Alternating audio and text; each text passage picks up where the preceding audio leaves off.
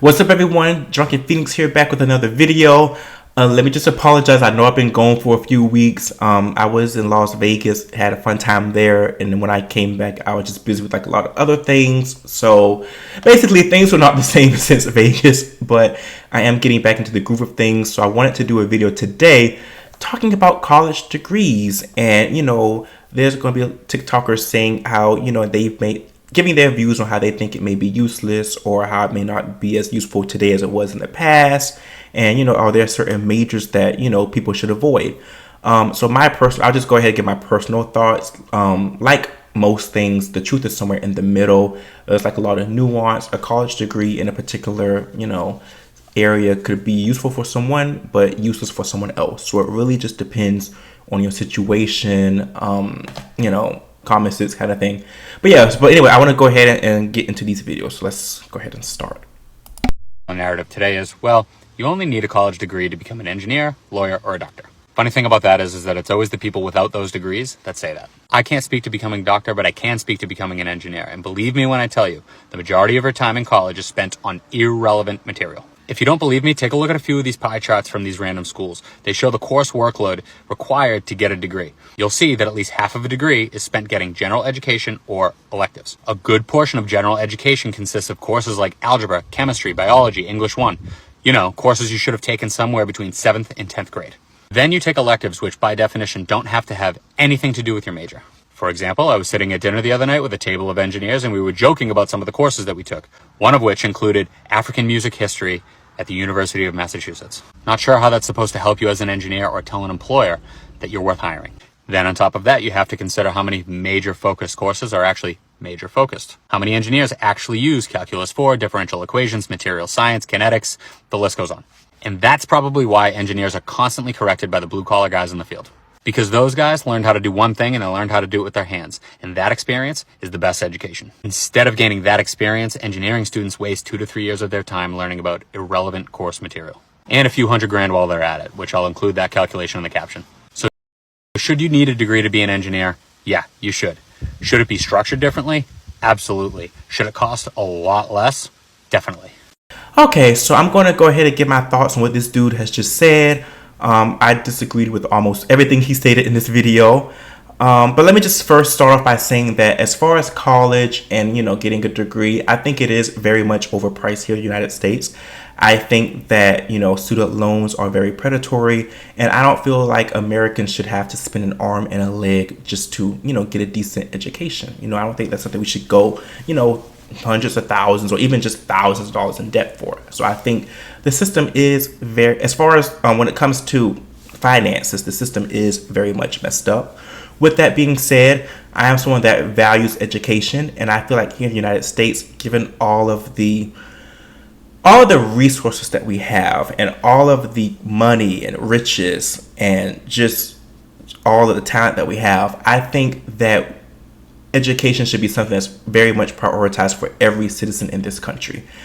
Having an educated populace is very, very important and essential into a country being able to thrive.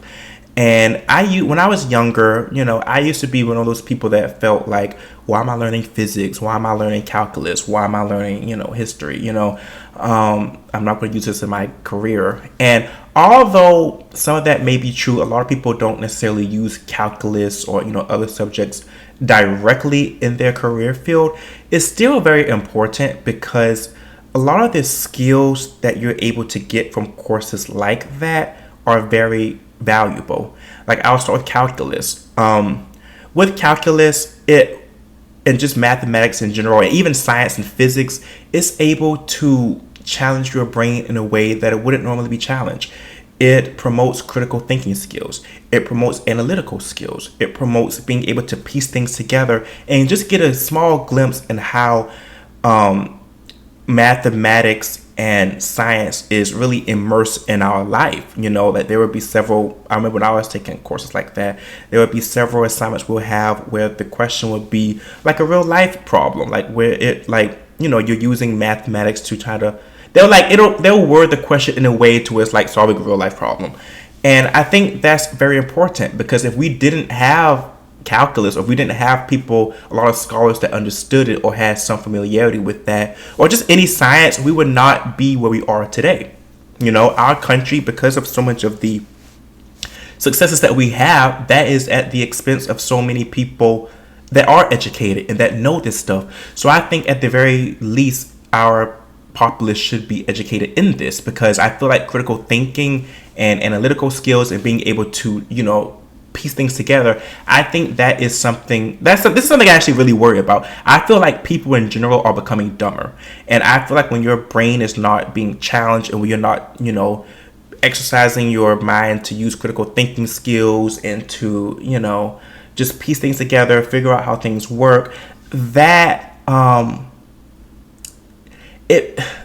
I think it has a very negative effect to where people don't like to be challenged, and people just don't want to think, and their mind just gets adjusted to just having you're more likely to just fall into anything. And I'm not saying this is something that would just happen, you know, like calculus is just like a life or death thing, but I'm just saying being educated and just having a basic knowledge of how things work, of how mathematics and science can be applied to our world, that's very important. And those courses also weed out people that may want to get into that as a career to further help with different innovations with our world, to make the world, you know, a better place, or to provide more innovation.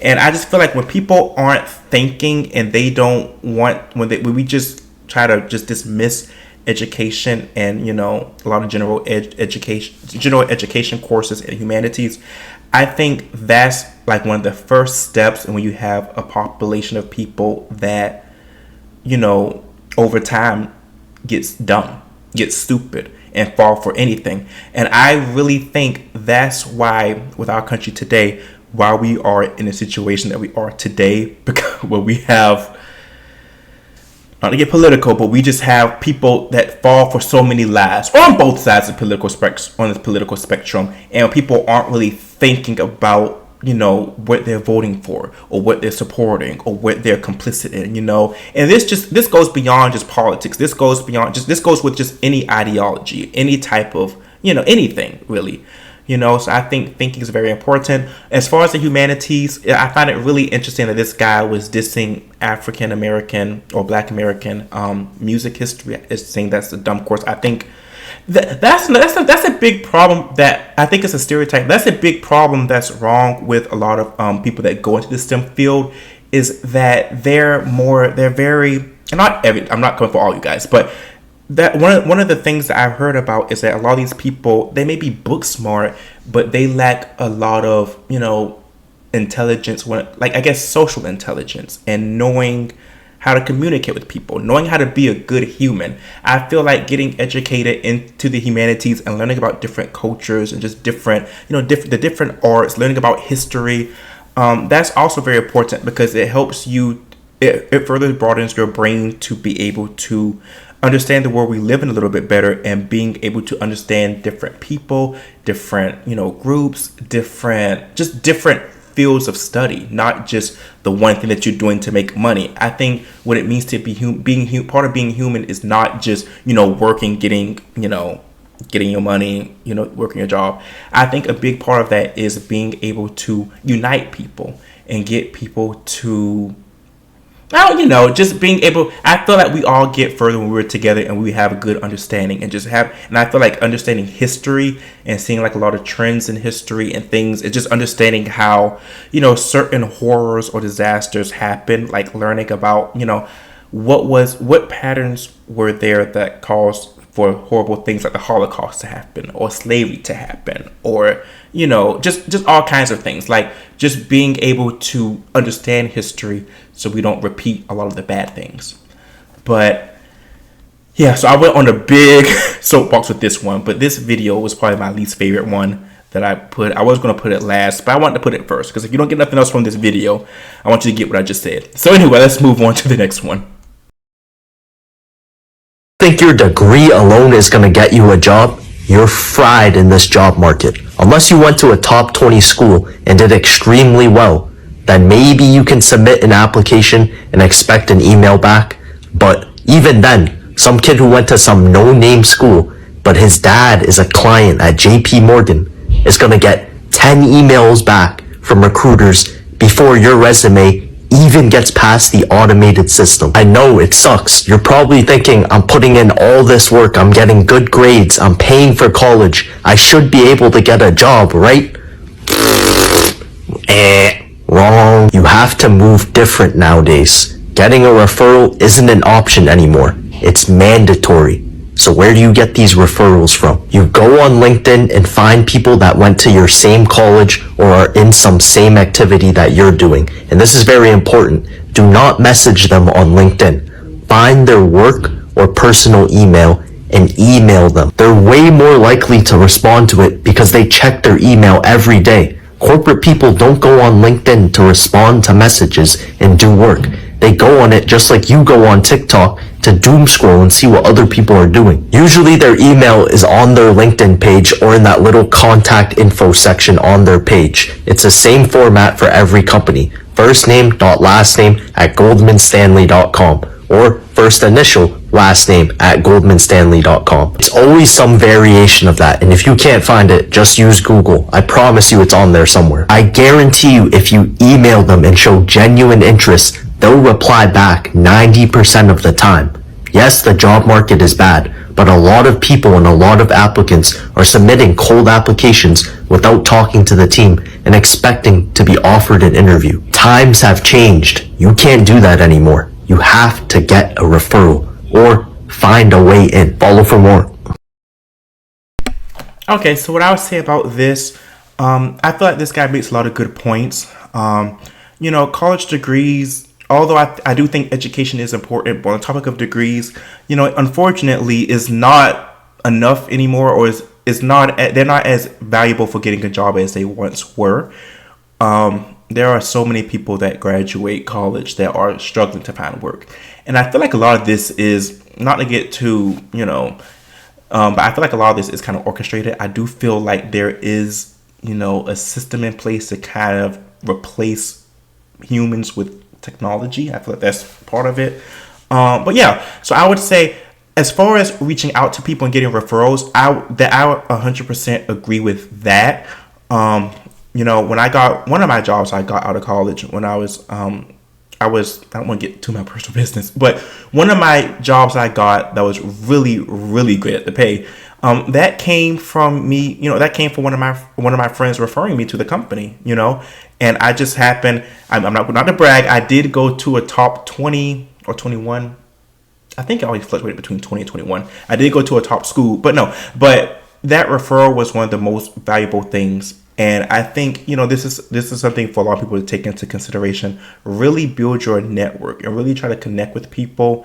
And LinkedIn is a great way to find a lot of professionals. And even just getting out in your community and just communicating with people, going to job fairs or just going to where do rich people go? Go to golf clubs. I don't know. But yeah, my point is, really building your network. That is probably one of the most valuable things and one of the easiest ways to get a job rather than just applying for so many jobs and hoping to hear back.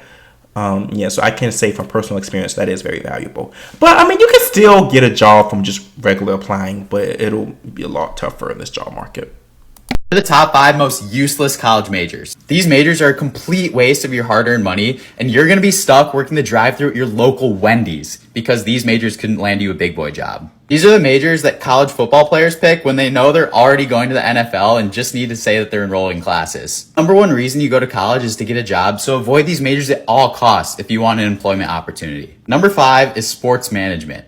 This major is super popular for kids who are interested in sports and say that they want to follow their dream. What they don't realize is that number 1, you usually have to have a lot of connections to get hired by a sports team. And number 2, the sports teams are really looking for people who have more tangible skills on their resume when they're hiring. So you're much better off majoring in something like data analytics or finance or accounting if you really want to get hired by one of these sports teams. All my friends who are sports management majors are so stressed out because the opportunities are slim and there's so many kids who are applying to them.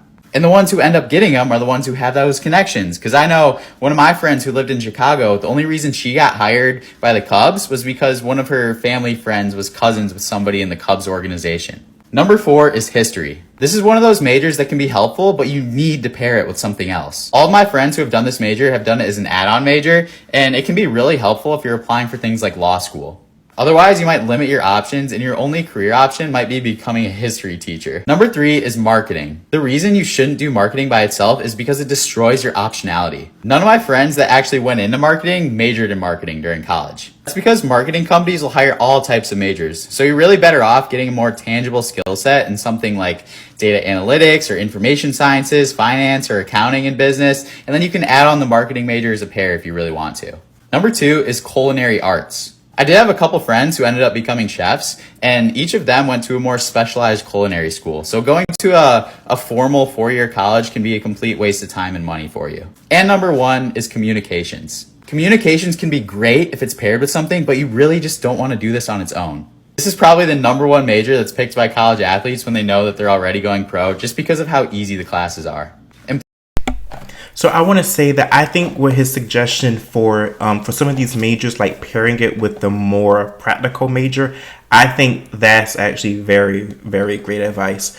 Because I mean, history as a major, I feel I'm mixed on it. Because I would just say for the 5 majors that he listed, unless you are just exceptional and, you just have a lot of connections, you're going to like write a book, it could be quite risky to major in these in college, but I don't necessarily want to discourage people from not doing it. Because if you're, if you are passionate about history, because I think history is very important. So this is my own bias here. I really do value history and just understanding. I feel like it tells us so much about the world we live in and just about humankind as a whole and just everything we went to and just different, patterns and just, I think we can learn a lot from history. So I really do value historians, but I know if to major that in college, I think it should, just for a plan B, have it paired with, a more practical major that would make it a little bit easier to find a job outside of college, only because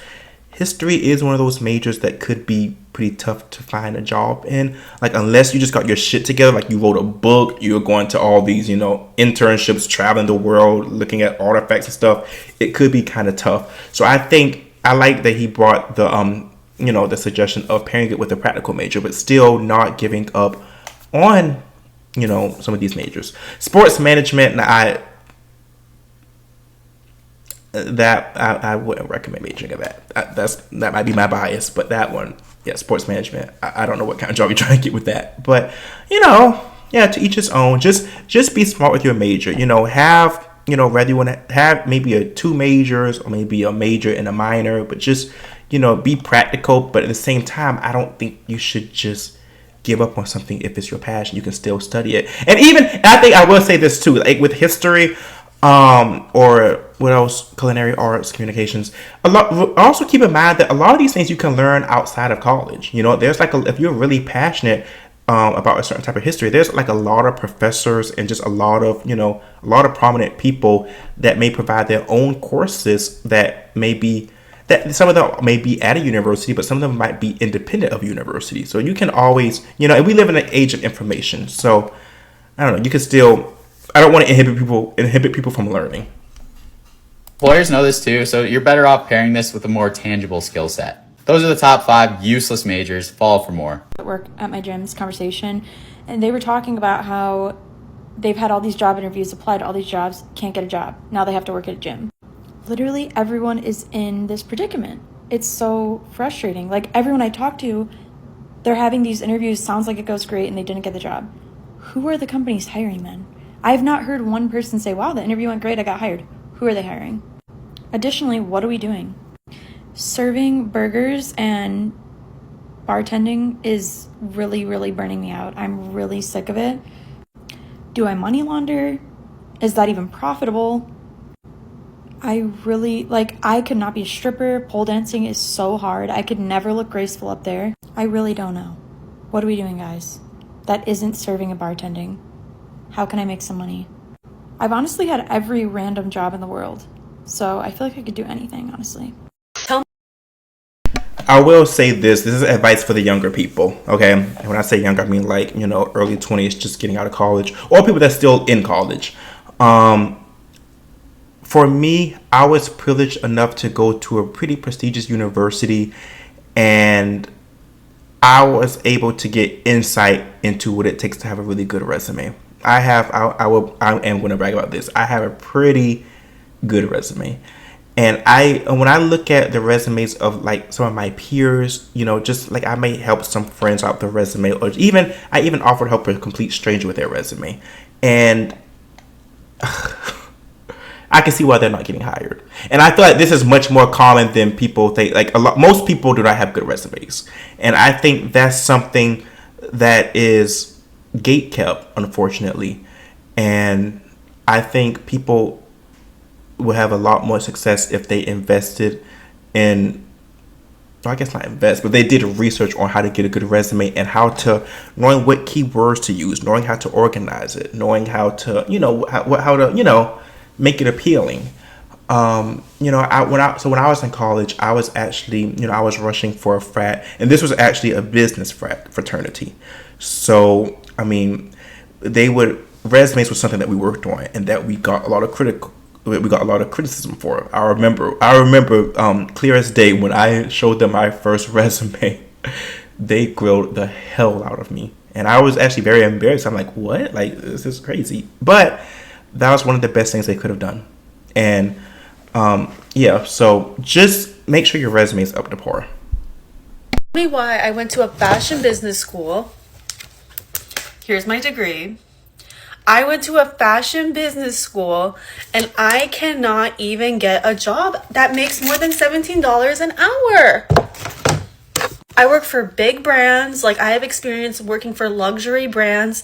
I have multiple internships under my belt. I'm very smart. I'm very capable. And literally none of these places are hiring. Every single job, especially where I'm applying to in Manhattan, because the fashion capital of the world. I'm like, if I'm going to go anywhere, it's going to be Manhattan. I cannot get a job that pays more than like $17 an hour. Like, am I gonna be poor forever? Like, I'm just like, I can't. And people are like, just keep applying. I'm like, I've been applying every single day doing hundreds of applications. I'm about to call my school up and say that this degree that I spent 4 years trying to get, 4 years. Okay. This is gonna be the last video I react to. I hope the lady is able to get a job. Best wishes to you. But yeah, so overall, I would just say that when it comes to degrees, I think degrees can be a very useful tool. Like anything, it's really about how you apply it and having a plan and going into college being intentional when you go to university or trade school or whatever you do. Just being intentional, being practical, and just knowing, really having a plan A and a plan B as well. And also just enjoy the experience and just enjoy the privilege of being able to get an education. And again, like I said, don't continue to value the whole process. I know some classes may not seem like it'll be useful, but trust me, as an adult that is not ignorant anymore and that is enlightened, I can tell you education is very important, and I think everyone should value it. So just have a fucking plan. Thanks for watching. I see you guys in the next video.